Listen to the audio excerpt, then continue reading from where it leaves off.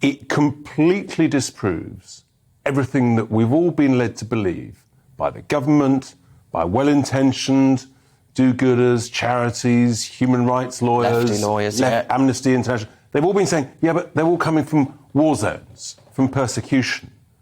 And now we've got the proof that the government's always had, but never told us.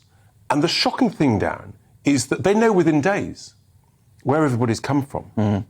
And yet we haven't been told. And here we are. I mean, Albania is, yes, it's a developing country, but it's a member of NATO. It's applied to join the EU.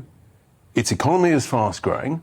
Its debt and inflation figures make ours look even more woeful than they already are. And you think, hang on, I mean, people are going from Britain to Albania on holiday. Yeah. And here's the thing, and this is the really big question to ask. So if you're an Albanian, you can get a cheap 180-day visa to come to the UK and fly here lawfully with that visa for a few €100. You can work under the Seasonal Agricultural Worker Scheme for months and months and months here to help the British economy and to earn money. So if you can come here legally and work or visit, why would you pay a lot more money to come here illegally with the huge dangers of coming across the boats? You think, what's going on? And the question that I've got for everybody is it a coincidence that you've got, I mean, Albanian criminal gangs have taken over the cocaine and cannabis markets here. They represent the biggest percentage of foreign nationals in our prisons. Now, the vast, vast majority of Albanians are wonderful, delightful, hard-working people.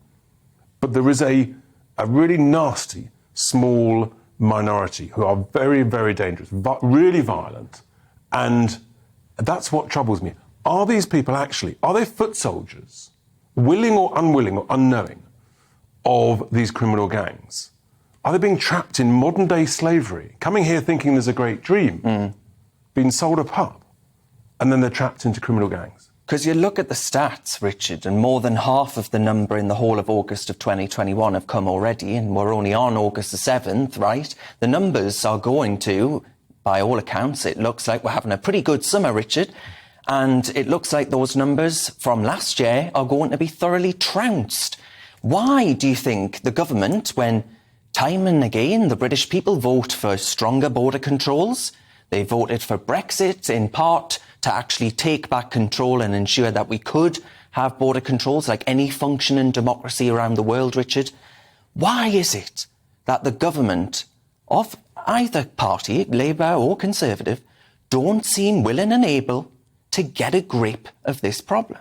It's very simple. Even if someone like Priti Patel, who I think she genuinely wants to get on top of this problem, the truth is that she is trapped by a civil service that do not want to get on the problem. They've had this data.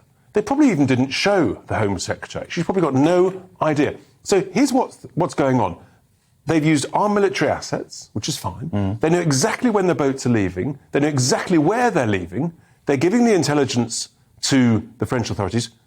But in this report, it actually says they're disappointed with the lack of cooperation from the French authorities. I'm calling for three things, Darren. Firstly, we should be given this data monthly, so we know where everybody's coming from. So we're not being lied to, we're not being misled. Secondly, the military should make sure they give every essentially departure, make sure the French police know that immediately.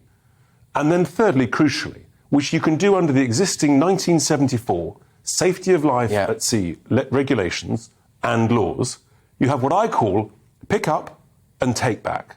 You pick them up, you know where they've gone from, you pick them up and you take them back. The French authorities, short term, will go nuts. What it will force is it will force it to be taken to international laws and the courts and tribunal to rule on those regulations. But at least everybody knows we're not going to be pushed around.